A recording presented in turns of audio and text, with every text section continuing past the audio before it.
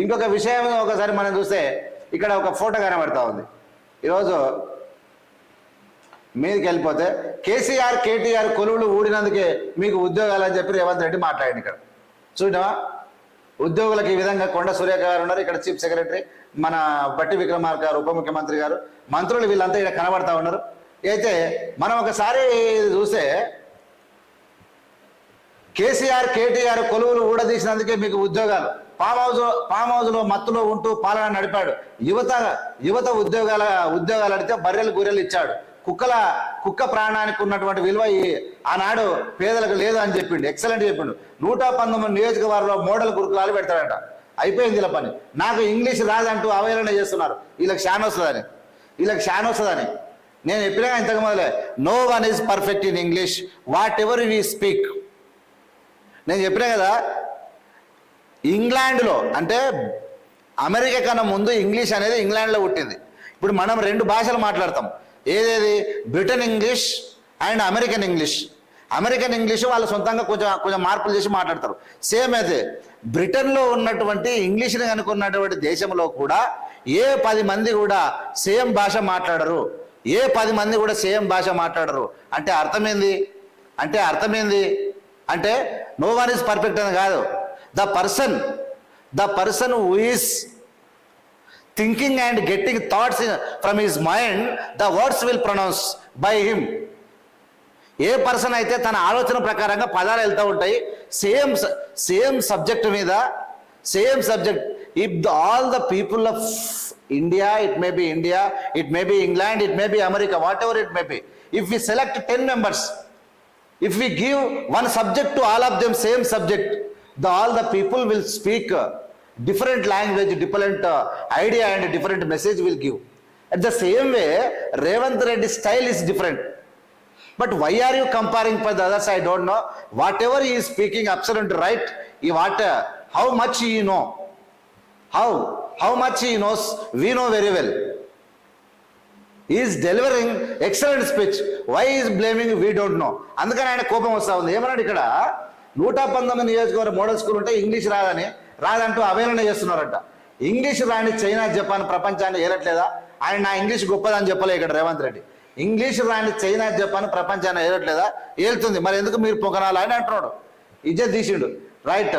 మా 3 నెలల పాలన చూసి వచ్చే లోక్సభ ఎన్నికల్లో గెలిపించండి ముఖ్యమంత్రి రేవంత్ రెడ్డి. 5,192 మందికి నియామక పత్రాలు అందజేసిండు. ఎస్, 3 నెలల పాలన, 10 ఏళ్ల పాలనకే ఇలా మట్టిగా అర్పిస్తూ ఉన్నది. 3 నెలల పాలన 10 ఏళ్ల పాలనను మట్టిగా అర్పిస్తూ ఉన్నది. ఈ మట్టి ఎట్లా కనిపిస్తుందంటే ఇప్పటికే వీళ్ళంతా అగమ్య గోచరమైన పరిస్థితి. ఏంది రేవంత్ రెడ్డి? ఈ నిద్ర రాదా? ఏంది తిరుగుడు? ఏంది కార్యక్రమాలు? ఏంది చిన్న ప్రోగ్రాంలకు వస్తాడేంది? రవీంద్ర భారతిలో పుస్తక ఆవిష్కరణ కార్యక్రమంలో పాల్గొంటాడేంది? ఎప్పుడు నిద్రపోతున్నాడు? ఎప్పుడు ఇంతమందిని కలుస్తున్నాడు? నరేంద్ర మోడీని కలుస్తున్నాడు అంటే ఒక శత్రువును కలవాలంటే దమ్ము కావాలి, ధైర్యం కావాలి, మానవ విలువలు పెంపొందించి ఒక ప్రధానమంత్రిని గొప్ప వ్యక్తిగా చిత్రీకరిస్తూ మాట్లాడి పార్టీ విషయానికి, రాష్ట్ర అవసరాలకు, ప్రజల కోసం మాట్లాడినటువంటి ఉపన్యాసం చూడండి. పార్టీ కోసం మాట్లాడినటువంటి the person who is delivering 2 types of speeches for the state. మనకు అర్థమవుతుందా? ఈ ముఖ్యమంత్రి తన పార్టీ కోసం మాట్లాడినప్పుడు అతలోని పలగజీరుతున్నాడు, సించి ఆడుతున్నాడు. ఇవాళ ప్రజల కోసం మాట్లాడినప్పుడు ప్రధానమంత్రి గారు, మరి మా దేశ ప్రధాని, మీరు మా ప్రధాని అంటే మేము మామూలుగా చిన్నన్నమై ప్రజలకైతే నువ్వు మాకు పెద్దన్నవు, మా రాష్ట్రానికి పెద్దన్నమైనటువంటి నువ్వు మాకు కావలసిన మా ప్రజలు కట్టినటువంటి పనుల ద్వారా మీకు డబ్బులు వస్తున్నాయి కదా, ఆ డబ్బులు సకాలంలో మాకు అందజేస్తే మేము మా ప్రజలను డెవలప్ చేసుకుంటున్నాం అని చెప్పి నరేంద్ర మోడీని కూడా రంజింపజేసినటువంటి చాకచక్యం కలిగినటువంటి రేవంత్ రెడ్డిని ఎవరు ఆపుతారా? ఎవరు ఆపలేరు అంటున్నా. జరుగుతున్నటువంటి కార్యక్రమం సైలెంట్గా సప్పుడు కాకుండా కూర్చోవాలి తప్ప రేవంత్ రెడ్డి ఉరుకులాటను, పనిని, స్పీడును, పౌరుషాన్ని ఎవడు ఆపలేకపోతున్నా అనేది మా బాధ కాదు, మీ బాధ. మీ నుంచి కాదు. ఎందుకంటే తప్పు చేసినోడు ఏం ప్రశ్నించలేరు. ఇది జరుగుతున్నటువంటి కార్యక్రమం. ఇక్కడ 5,192 నియామక పత్రాలు. కొంతమంది మాట్లాడతారు, ఓడోడు టీవీలో వేస్తారు ఆ కేసీఆర్ ఉద్యోగాలు ఇచ్చి నేను పత్రాలు. సిగ్గు తప్పిన సన్నాసులారా, ఉద్యోగాలు పొయ్య ముందల నోటిఫికేషన్ వేసి అప్పుడు కాదు, ఎవడంటే ఎవడు ఉద్యోగాలు వేసింది కాదు, ఎవని ప్రభుత్వంలో ఉద్యోగ పత్రాలు అందించి జీతాలు ఇస్తాడో వాడు నిజమైనటువంటి ముఖ్యమంత్రి అని చెప్పి ప్రజలకు తెలియదా? ఎవరి ప్రభుత్వంలో అయితే కేసీఆర్ నోటిఫికేషన్ ఇచ్చిండు, నువ్వేంది ఇచ్చాడ? కేసీఆర్ నోటిఫికేషన్ ఇచ్చిండట. నోటిఫికేషన్ కాదు, నియామకాల పత్రాలు ఇచ్చి జీతాలు ఇచ్చినాడు ప్రభుత్వమా? ఇవాళ నోటిఫికేషన్ ఏంది 150 సార్లు ఇచ్చారు పేపర్లో నోటిఫికేషన్. ఏం పొడిచిరని అయిపోయింది మీ పని. 7-9 తేదీల్లో ఎలిమినేటర్ కారిడార్లకు శంకుస్థాపన చేస్తా, ఓల్డ్ సిటీ మెట్రోకు 8 ముహూర్తం అయిపోయా.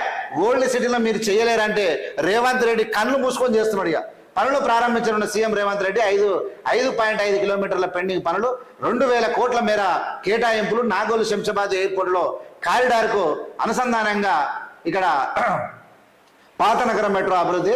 ఇక్కడ ఈ కారిడార్ కోసం ఇక్కడ 1100 ఆస్తుల సేకరణ కూడా జరిగింది. అంటే 11,000, 1 10 100,000 11,000 అంటే 1,100 ఆస్తుల సేకరణ కూడా జరిగిందని చెప్తా ఉన్నారు. ఇప్పుడు ఓల్డ్ సిటీలో మెట్రో వచ్చిన తర్వాత అద్భుతమైనటువంటి ఈ దేశంలో నెంబర్ 1 అంటే అభివృద్ధి అనేది కేసీఆర్ వేసినటువంటి ఆడింత ఫ్లైఓవర్ ఇదింత ఫ్లైఓవర్ కాదు. రేపు రేవంత్ రెడ్డి ఉరుకులాట ఈ పని చేసిన తర్వాత ప్రజలు అసలు మైమరిచిపోతారు. ఇది ఏంది ఈ నగరము? అరే 7 లక్షల కోట్ల అప్పుల్లో ఉండి కాళేశ్వరం గతమైపోయి రింగ్ రోడ్ను అమ్ముకున్నటువంటి భూములు అమ్మినటువంటి ఆ ముఖ్యమంత్రి ఇక్కడ ఇన్ని అప్పులు ఉన్నా కానీ ఇన్ని పనులు ఎట్లా చేశాడు ఆయన? అరే సంవత్సరంలో 2 లక్షల ఉద్యోగాలు అంటాడేంది? 10 ఏళ్ళు చేయనోడు 1 సంవత్సరం చేస్తే అర్థం అవుతలేదు. కేసీఆర్ పొద్దున్నాక తెలంగాణ నెత్తి కొట్టుకున్న అర్థం కాదు. లేదని చెప్పిన, నేను ఇప్పుడే చెప్పిన, ఏవిఎం ఛానల్ మీరు స్టార్టింగ్ నుంచి చూడండి.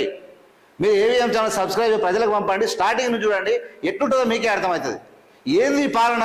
రేవంత్ రెడ్డి ఏం చేస్తాడో ఇది ఉత్తదే అనుకుంటే కేసీఆర్ మెల్లగా 89,000 పుస్తకాలు చదివినా అని ఆయన గప్పాలు మామూలు గప్పాలు కాదు, ఏముండదు అమ్మదు, అంతా డంబాచారమే. సారీ అయితే ఇదే ఆయనదిగా. ఇది పరిస్థితి. ఇవాళ రేవంత్ రెడ్డి నిద్రపోడు, ఎవరు నిద్రపోనియాడు. సచ్చిది గొర్రె. ఒక్కడొక్కడి అక్రమార్కుల గుండెల్లో రైలు పరిగెడుతున్నాయి. ఏం చేయాలో ఎవరికి అర్థమవుతుంది. ఇది పరిస్థితి. రైట్, ఇక నాగోలు శంషాబాద్ ఎయిర్పోర్ట్ కారిడార్ కూడా అయిపోతున్నది ఇక్కడ. రైట్, చూసుకోండి. ఇక అనుసంధానంగా పాతనగర మెట్రో, దానికి పాత నగరంకి వెళ్ళి మెట్రో వచ్చి చంద్రాయణ గుట్ట కాడ కలుస్తుంది. జగ్గు నాగోలుకి వెళ్ళి ఎయిర్పోర్ట్కి పోతే ఎక్కడి సికింద్రాబాద్కి వెళ్ళి గంట సేపట్లో ఎయిర్పోర్ట్ మెట్రో ఎక్కి ఏసీలో కూర్చుంటే ఎయిర్పోర్ట్లో. ఏం నగరం ఇది? కాంగ్రెస్ నిర్మించిన నగరం ఇది. చుట్టుముట్టు రింగ్ రోడ్డు, దాని పక్కనే ఎయిర్పోర్టు, దాని పక్కన హైటెక్ సిటీ. హైదరాబాద్ అందమైనటువంటి నగరం లోపల అద్భుతాలు సృష్టిస్తున్నది తెలంగాణ. ఈ దేశానికే కన్నుగిటేట పరిస్థితి వచ్చింది. అట్లా అద్భుతంగా ఈ కాంగ్రెస్ అప్పుల రాష్ట్రంలో అద్భుతాలు జరుగుతూ ఉంటే ఇంకేం కావాలని అడుగుతా ఉన్నాం.